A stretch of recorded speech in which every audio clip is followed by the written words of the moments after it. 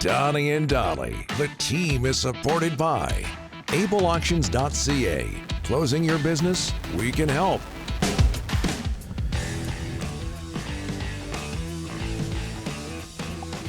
Thursday, and all of today's guests, including Farhan, standing by, brought to you by the Vancouver Giants. Giants coming off, Rick, they won last night, coming off a 3-2 victory in Game 3 of their opening round playoff series against heavily favored Spokane. It was last night in Washington State. Series 2-1 for Spokane. A reminder, if needed, Game 6 will be back at the LEC on Monday, April 7th at 7 p.m. Head to VancouverGiants.com to purchase your tickets. We have got so many submissions. Oh, it's hopping. In the Delaney's OK Tire in Langley and Aldergrove inbox. Dave from Kelowna, just before we get to Farhan, this is what I was hinting at in the first segment. And I've wondered about this for a while. But Dave from Kelowna echoing my sentiments. Well, not echoing because he didn't hear my sentiments. These are his. Where would the team be if they kept Horvat and traded Miller? Right. Horvat and 11-6 got along, right? Again, that's Dave from Kelowna. That's an interesting topic of discussion. Donnie, not only did they get rid of Horvat, they signed two guys that don't like each other to long-term deals. Yeah. They knew at the time they signed Miller that Miller and Pettersson weren't getting along. Remember Brad Richardson? Brad Richardson said it. He was on that team back then, and he said, you got to do something about this. So it's been festering for a long time. So Horrible what mistake. do they do? They unload Horvat, who's having a very strong season. He'd be tops among Canuck forwards if he was still with the Canucks, who's having a very solid season for the New York Islanders. Farhan Lalji joins us now in the wake of the Canucks 5-0 loss to Seattle. Farhan, thanks for doing this, sir. How are you? I am good. And whenever you kind of bring that topic back up on the Horvat front, it warms my heart because we know that's when all of this started. And I remember everybody trying to dunk on me when, I discussed locker room issues and, last year because the team made the playoffs and we're at it this year. And Rick, you're right. Like they were this close to getting the Horvat deal done, this close. And then all of a sudden, ultimatums, they pivoted quick. And within a week, JT Miller was signed, and later that year, Bo Horvat had to go, right? And it's when you talk about what this room could be now, and just what the culture of this room could be now. I'll tell you what, Bo Horvat is a Rick Tocchet type of player, and Rick Tocchet didn't get an opportunity to get to know him that well. Yeah. When the Canucks played them during that very successful road trip Rick was talking about, I thought Horvat stuck out like a sore thumb in a very good way. Sore for the Canucks, at least.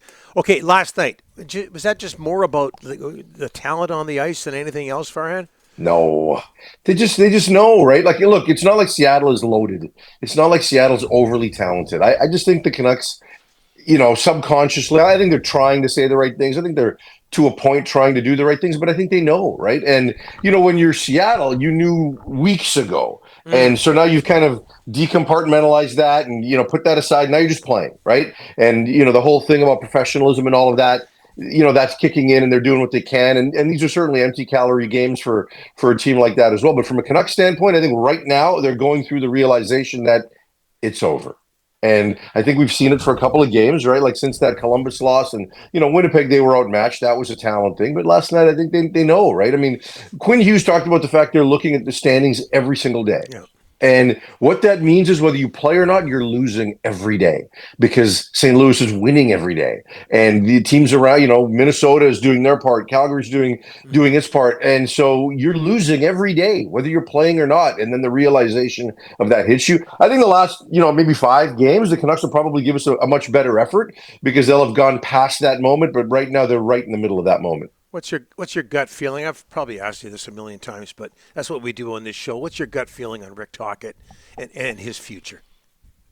I think eventually they'll find some common ground and Rick will be extended. I know the reports, Drancer initially, and then I think Elliott after talking about how the Canucks are prepared to let Rick Tocchet coach next year on the option. Well, that might be the case, but I don't think Rick Tocchet's going to do that, right? I think it's naive to suggest he's just going to step in. If they can't get to a reasonable place in terms of dollar term and future direction, and they still decide that, we're going to hold you in here for a year as a lame duck coach, I think Rick Tocchet resigns and goes to television, right? Like they can prevent him from coaching elsewhere, but they can't force him to coach here. And so I think it's naive. So I think they're going to find a way to extend him. But within that, I think the real conversations that have to happen are, what are you going to do about this team, right? Because let's say it's a 3-year extension at $4 million a year, for the sake of argument. Clearly, I'm not an agent. Sorry, Rick. But the real questions are going to become, what are you going to do with this roster, right? What are you going to do with Pettersson? Is he back? If he's back, do I want to be back? And if he's back, what conditions, not contractually, but just kind of in other ways, say, look, you need to do this, this, and this to show up to training camp in order for us to believe we can get the best out of you. Otherwise, we're going to trade you. And so those conversations have to be had with Rick Tocchet. How are you going to address the second line center? What can we do culturally? Because I think Rick Tocchet has those concerns about where this organization and where this roster is at. So what can we do to fix a lot of different issues? Because if not, I don't know if I want to be here, right? And that's kind of what it comes down to. I think Rick Tocchet wants to be here, but he also wants to be told that some of the right things are going to happen so that he's in a position to have some success. And those are big questions beyond dollars and term. Well, I don't get the feeling that Pettersson is a Tocchet type guy. I just don't get that feeling. Fair. And he's locked up for 7 more years after this season. He's got a centerman locked up for 7 more years. I don't get the feeling that's his type of guy, that he could win with him. But that's another issue for another day. Well, like it's probably the first issue, Rick, right? Yeah. Before you sign, you need to know what you're going to do. And can the organization sit down with Pettersson and say, look, and I'm just spitballing ideas. I'm not suggesting this is the solution, but you're not going back to Sweden. You're staying here and you're working with our staff. Expectation, right? If I'm Rick Tocchet, because they've had that concern, and Pettersson talked about how last year the residual effects of his knee tendonitis and all of that affected his ability to prepare. Now what's he dealing with, right? Like upper body injury. Let's say for the sake of argument, he's re-aggravated his wrist injury. So, what's that going to look like? Is that going to affect his preparation this offseason, right? I want to know that I'm going to get the best out of him. And the best may no longer be a 100-point guy, right? He may be one of those guys that signed the big contract and now he's less than motivated. And when we saw the low ebb of Pettersson, I came on this show and said, I don't think he's ever going to be that guy. He's maybe he's a 70-point player in Vancouver. Maybe if he gets traded, he's an 80-point player elsewhere. Did the last 2 weeks before the injury show us that he could be more? Did the last 2 weeks before the injury show Rick Tocchet that maybe we can work this out between us? I don't know, but those conversations have to happen with Pettersson. They've got to be completely sure. Before his 40-goal season, what was one of the biggest things Brock Besser did? He changed his preparation, stopped playing in the beauty league, and just committed a little bit more to his fitness and came into camp in good shape, and it led to a 40-goal season. Can they make those demands of a player like Pettersson? Because Rick Tocchet's entire ability to succeed here will start there with that player. If I was the Canucks, I'd send Pettersson to Bali or wherever that Kuzmenko went. Yeah, that worked out. with dumbbells. With dumbbells and a trainer. Send him to Bali. Let him have a couple of weeks there, get in shape. Okay, listen, the CFL's got a new commissioner. Stuart Johnson comes from television, TSN president. They did this It's his old boss. What do you think he's going to say? My old boss. Hold it a second. They did this a few years ago with the CBC guy, and it didn't work out. Entirely different. Huh? Entirely different. Borge? Huh? Orage. Jeffrey Orage. Orage. Yeah, they did this with Orage. It didn't work out. Yeah, but Orage wasn't involved in the CFL negotiations with the league. He had no idea how the CFL worked, right?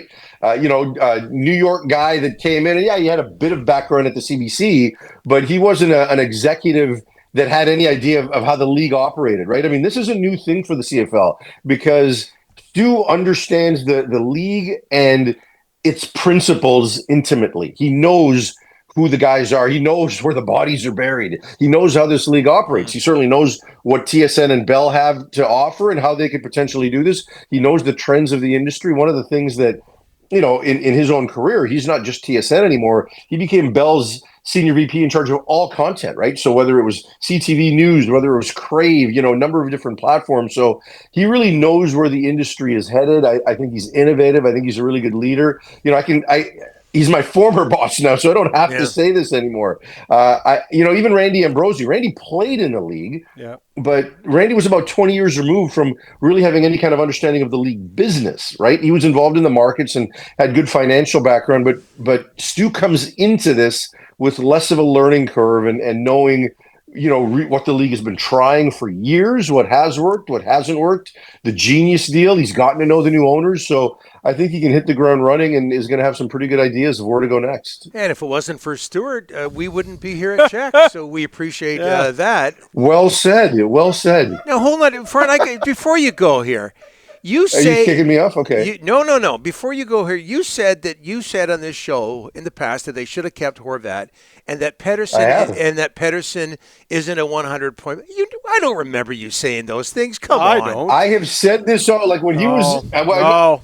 Were you guys even on 2 years ago when Horvat got traded? Yes. On the Pettersson thing, when he was at his low ebb, 2 months ago, for the sake of argument, I used the term that I think he can be a coach killer. And I wonder if he'll ever be able to function back to the level that he was at before in Vancouver, because there is noise around him, right? And a lot of it is self-created, I believe, because he probably pays too much attention or has people around him that pay too much attention to social media and what's going on in that side of the marketplace. But so I didn't know if he'd ever get it back, because it was 13 months of just black hole. 13 months. So to me, that's pretty long sample size. And so could he be better elsewhere than he is here? Yes. Could he ever be to a 100-point player again, regardless of where he is? I don't know. And, what we saw in the 2 weeks before the injury was positive. It wasn't 100-point Petey, but it was better than we'd seen for the previous 13 months. But, I have questioned whether he could get it back to that level, that player that we saw a year and a half ago, during his 100-point season. Can he get that back here? I don't know. Can Rick Tocchet pull that out of him? I don't know. We saw a bit of a mea culpa and a maturing come to Jesus moment when he kind of admitted some things, right? To the media. And it's not about the media. It's just his own ability to reflect, and whether or not that leads to some material change in his preparation and his approach to all of it. We'll see. But I have said some of those things on this show. Darn right I have. Go back. Henderson, look at the tapes. It's there. You probably posted it. We're going into the Donnie and Dolly library, okay? Next week we'll confront you with it. Making up stuff as usual. Making up stuff. I'm not making up stuff. Yeah, look, the receipts can be saved. Nope. Oh, we'll say hi to Stu for you. Yeah. Thanks, Farhan. I don't know if he'll come on your show. Damn right he will. Ryan doesn't want to have him on the show. It's a long story. Thanks, Farhan. That's awesome. I'll see you guys later.